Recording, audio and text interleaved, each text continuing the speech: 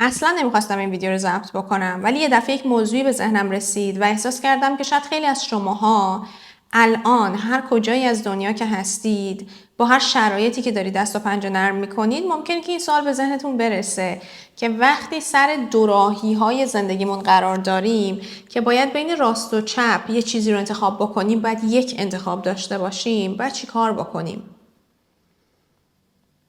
باید چه چیزی رو انتخاب بکنیم؟ ما آدم‌ها خیلی وقتها تصمیم‌ها و انتخاب‌هایی که توی زندگی داریم بر اساس اون دیفالتی هست، اون برنامه‌ای هست که قبلا توی مغزمون بوده، یک بار یک جایی تجربهش کردیم، یه بار از فلان جاده عبور کردیم، از فلان مسیر گذشتیم و حتی اگر مسیر دیگه دقیقاً توی همون لوکیشن و توی همون مکان نباشه، اگر تو مسیر مشابه قرار بگیریم، چون قبلا یه بار درش بودیم، تجربهش رو داشتیم، میدونیم باید چی کار بکنیم. مشکل اصلی زندگی اونجای شروع میشه که ماها تو مسیرهایی قرار میگیریم که قبلا درشون نبودیم و نمیدونیم باید چی کار بکنیم. نمیدونیم مثلا چطوری باید تصمیم بگیریم، چون قبلا اونجا نبودیم، قبلا تجربهش نکردیم، قبلا ندیدیم، قبلا از اون جاده رد نشدیم و نمیدونیم باید چی کار بکنیم. این ویدیو یک کمکی لول بالاتره.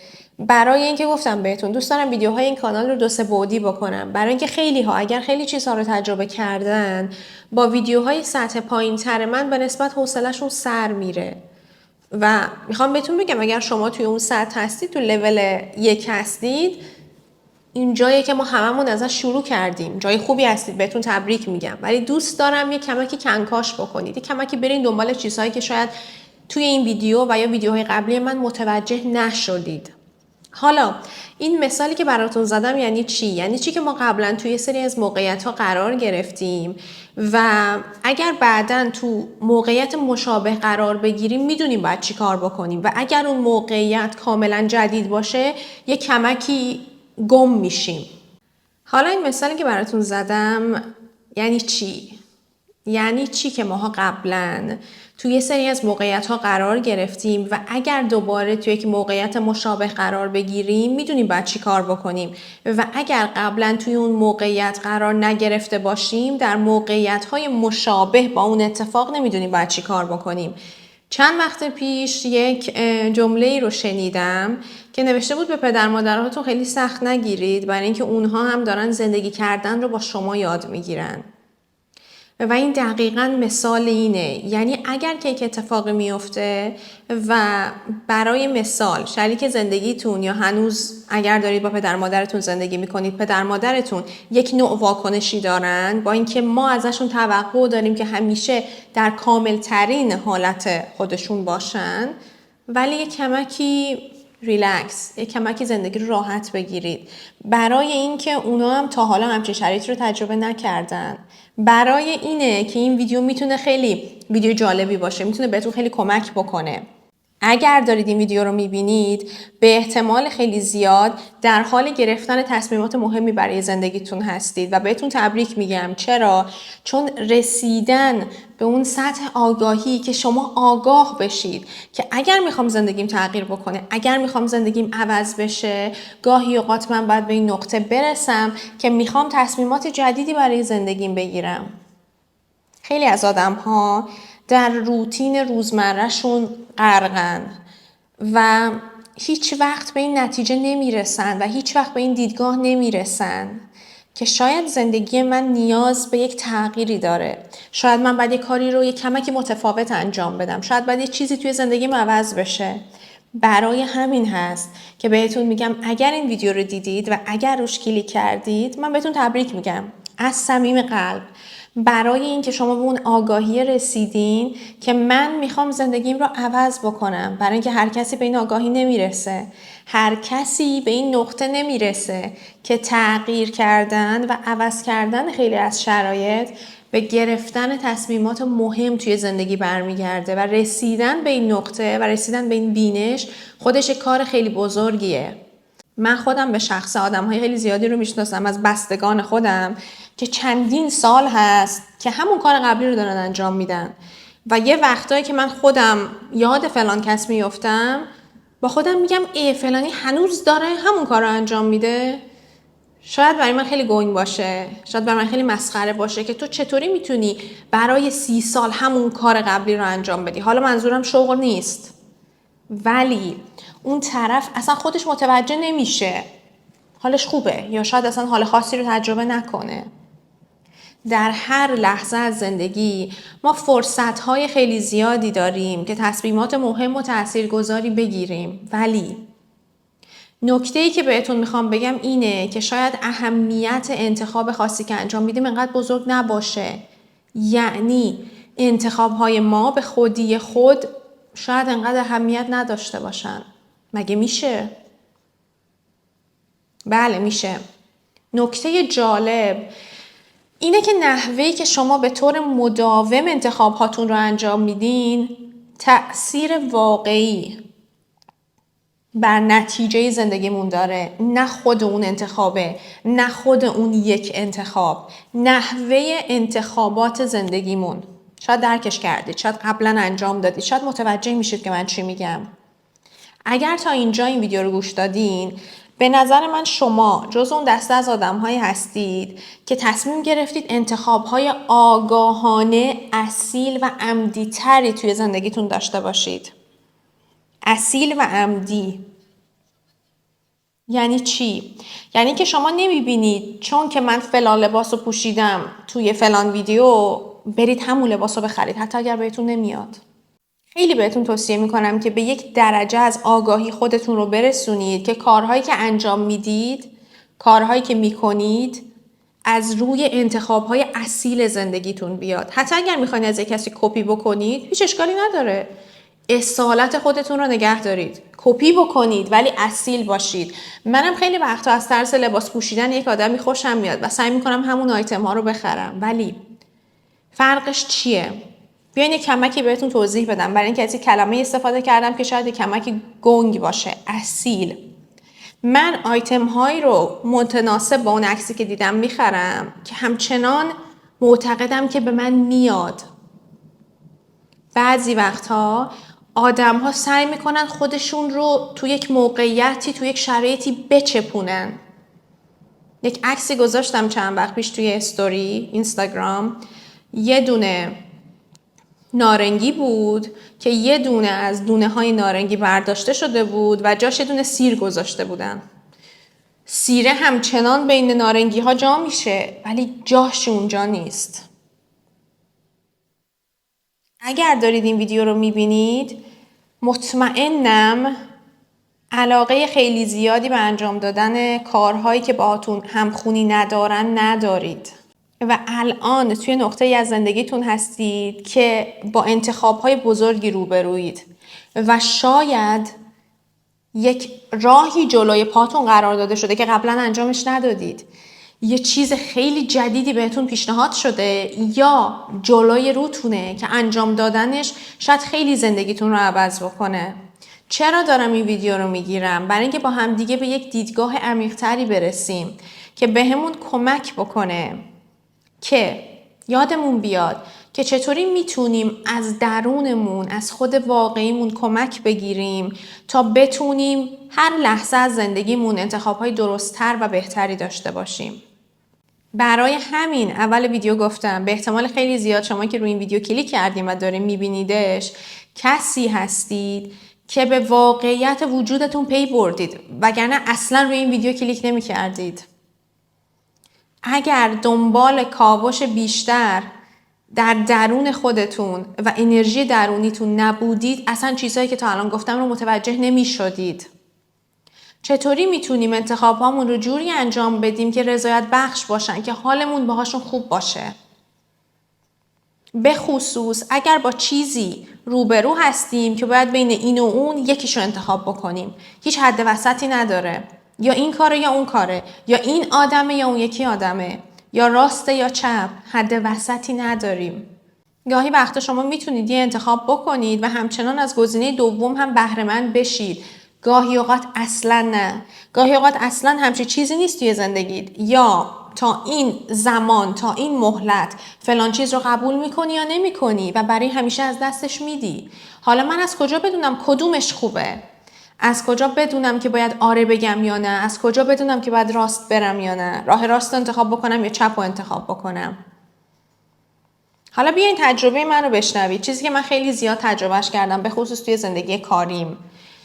جایی که قدرت شما واقعا وجود داره و شما از یک ناحیه قدرتمندی میتونید زندگیتون رو ببینید و کنترلش بکنید، همین الانه. همین لحظه‌ایه که الان توش هستید. نه آینده‌ای که قراره بیاد، نه گذشته‌ای که از دست دادید. فقط همین لحظه است. فقط الانه. هر انتخابی که انجام میدید توی همین لحظه است که قدرت شکل دهی واقعیت زندگی شما رو بهتون میده. و الان زمان حال همون جایی هستش که میتونید انتخاب‌های آگاهانه انجام بدید و تجربه‌های مختلف زندگیتون رو بسازید. حالا فرض بکنیم که شما با یک انتخاب خیلی مهمی روبروید، شاید توی یک رابطه اید، یک انتخاب شغلی باید انجام بدید و چیزهای دیگه. اگر دنبال این هستید که یک انتخاب درستی داشته باشید، به احتمال زیاد یه چیزی رو خیلی میخواین و یه چیزی رو نه. یه چیزی که براتون آشنا هست و فکر میکنید که درسته رو زیاد میخواین اون اتفاق بیفته و یک بخشی رو نه و نمیدونید که باید کدوم رو انتخاب بکنید و اکثرا ما با خودمون صادق نیستیم که تحلیل بکنیم موضوع رو. مثلا من اگر یک کار جدید رو دوست داشته باشم، دوست دارم کار قبلیم رو رد بکنم، دوست دارم کار قبلیم رو رها بکنم، ولی پیش خودم میگم اگر کار جدید نگیره چی؟ اگر توش موفق نشم چی؟ اگر اونقدر درآمد نداشته باشم چی؟ خیلی از این اگرها سراغمون میاد با اینکه خیلی دوست داریم کار جدید رو انجام بدیم، ولی نگران از دست دادن جایگاه قبلیمون هستیم. یه مثالی که شاید خیلیاتون تجربه کرده باشید. اگر دنبال انتخابی هستید که شما رو توانمندتر بکنه، زندگیتون رو بیشتر تغییر بده، خیلی زیاد ممکنه که بخشی از وجود شما دنبال این باشه که ازتون اجازه بگیره تا جوری عمل بکنه، تا جوری انتخاب بکنه که اون چیزی که میخواین واقعا توی زندگیتون به حقیقت بپیونده.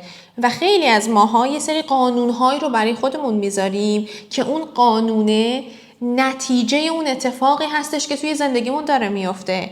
چون من توی ذهنم یک ایدئالی دارم، یک قانونی دارم که میگم باید اینجوری بشه، فلان اتفاق بیفته و بعد من به یک نتیجه برسم، یا من میخوام شغلم رو عوض بکنم و یه دفعه وارد شغلی بشم که 10 برابر شغل قبلی درآمد دارم. این قانونه. من توی ذهنم انقدر بهش فکر کردم که به صورت یک باور برام در اومده و اون باوره برام قانون شده. برای همین هستش که من نمیدونم کدومو باید انتخاب بکنم. و این قانون هایی که شما تو سرتون میذارید میگن که ابتدا باید به یک نقطه خاصی برسین تا بعد از اون نتیجه‌ای که به دست آوردید احساس رضایت بکنید. حالا من بهتون توضیح بدم که این قانون گذاری یعنی چی. یه مثال براتون بزنم. یکی از دوستای نزدیک من خیلی بعدش میومد از شغلی که داشت و دائما بهش پیشنهادهای جدید میشد. یه بار داشتیم با هم دیگه صحبت میکردیم چند ماه پیش و من بهش گفتم که چرا این شغل‌هایی که داره بهت آفر میشه رو رد میکنی؟ گفت برای اینکه این اینجوریه، اون یکی هم که اونجوریه، با اینکه مثلا شغل سوم فلان شرایط رو داره ولی اینجوریه و همشون یه جورین. و من شاید داشتم 20 دقیقه به این آدم گوش میدادم و فکر میکردم که این آدم داره تک تک چیزهایی که شاید بهش یک زندگی بهتری میداد رو رد میکنه برای قوانینی که توی ذهنش گذاشته، برای این که مزایای جدید این شغلها رو نمیبینه ولی چسبیده به اون چیزی که داره توش زجر میکشه و فکر میکنه که تو جهنمه، فقط به خاطر اینکه یک مقدار بیشتری داره پول به دست میاره. این قوانینیه که من و شما برای خودمون میذاریم و اینقدر این قوانین سنگینن توی ذهنمون که نمیدونیم باید چی کار بکنیم و حتی اگر یک روز یک اتفاق خیلی خوبی تو زندگیمون قرار بر افتادنش باشه نمیدونیم باید چی کار بکنیم، چون قانون توی ذهنمون خیلی پررنگه. و مشکل اصلی ماها توی زندگی اینجاست. الان به ذهنم رسید که این رو به این ویدیو اضافه بکنم که اگر همیشه از این دیدگاه به زندگی نگاه بکنیم، حتی وقتی که به یک نقطه میرسیم، به هدفمون میرسیم، به اون نتیجه نهایی میرسیم، بازم احساس خوشحالی و رضایت نداریم، چون ماها خودمون رو عادت دادیم که همیشه در حال رسیدن و در حال دستیابی به اون چیزی که میخوایم باشیم و هیچ وقت عادت به داشتنش نکردیم. عجب جمله‌ای گفتم. شاید خیلیاتون متوجه نشدین که چی گفتم، ولی فکر کنم یکی از بهترین جمله هایی بود که توی این چند سال اخیر گفتم. اکثر ماها عادت کردیم که همیشه در حال رسیدن و در حال دستیابی باشیم و نه در حال داشتن. اصلا بهتر ویدیو رو همینجا تمومش بکنم برای اینکه خیلی جمله سنگینی گفتم. شاید خیلی هاتون مثلا متوجه نشید چی گفتم. چیزی که گفتم یعنی چی؟ یعنی که ماها عادت کردیم که همیشه دونده باشیم در ماراتونی که شاید ما رو یک زمانی به خواستمون برسونه، ولی ماها عادت نداریم و خودمون رو به این عادت ندادیم که من اگه رسیدم چی؟ وقتی که من رسیدم زندگی چی میشه؟ اگر اون لحظه فرا برسه که من هدفمو داشتم باید چی کار بکنم؟ اون موقع باید چطوری زندگی بکنم؟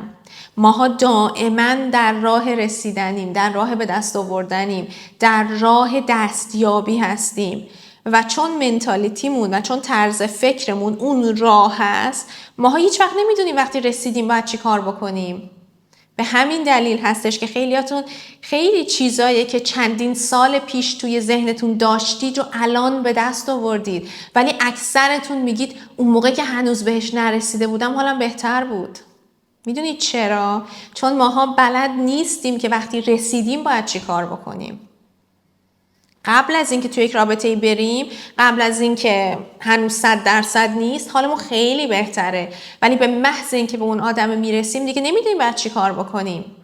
نمیدونیم چطوری باید نگهش داریم. ماها نگه داشتن رو بلد نیستیم. ماها له زدن و دویدن رو بلدیم و وقتی که اون بخش از ماجرا میگذره ما دیگه نمیدونیم باید چی کار بکنیم. دیگه نمیدونیم باید چطوری زندگی بکنیم. به جای اینکه به اهدافتون از اون جایگاهی نگاه بکنید که هنوز یه چیزی رو کم دارید، از اون بعد به اهدافتون نگاه بکنید که شما الان کاملید. شما الان خلایی در وجودتون ندارید، شما چیزی کم ندارید و در عین کم نداشتنه دارید خودتون رو به سمت بهتر شدن حرکت میدید. برای این هستش که دوست دارید به اون هدف نزدیکتر بشید و این تغییر دیدگاه شما نحوه مواجه شدن شما با چالش ها و فرصت های زندگیتون رو به طور کلی عوض میکنه. هر انتخابی که میکنید توی زندگی مهمترین بخشش اینه که از جایگاه توانمندی و قدرت بهش نگاه کنید. حالا یه کمی وایب این ویدیو رو عوض بکنیم. چند تا نفس عمیق بکشید با من و خودتون رو توی این لحظه هر جایی که هستید حاضر بکنید. و این نفس کشیدنه بهتون کمک میکنه که از یک جایگاه متعادلتر و آگاهانه تر به انتخابهای زندگیتون نگاه بکنید. همین الان، همین جایی که الان دارید این ویدیو رو میبینید، میتونید از خودتون بپرسید که وقتی توی بهترین حالت خودم هستم چه انتخابهایی انجام میدم؟ وقتی توی اون کم بوده نیستم، توی اون ناراحتی نیستم، توی اون افسردگی نیستم، وقتی که به این احساس دست پیدا کردید اجازه بدید که تصمیماتون از این جایگاه گرفته بشه و این تصمیم‌ها قدرت وضوح بیشتری به شما میدن. شما اگر از جایگاه قدرت و جایگاه داشتن و از جایگاه فراوانی به یک موضوع نگاه بکنید، تصمیم شما 100% متفاوت هست با زمانی که از جایگاه نداشتن و خلأ به یک موضوع نگاه میکنید. بازم شاید خیلیتون متوجه نشید که چی گفتم، ولی مطمئنم خیلیتون متوجه میشید که چی گفتم. به خودتون اعتماد کنید.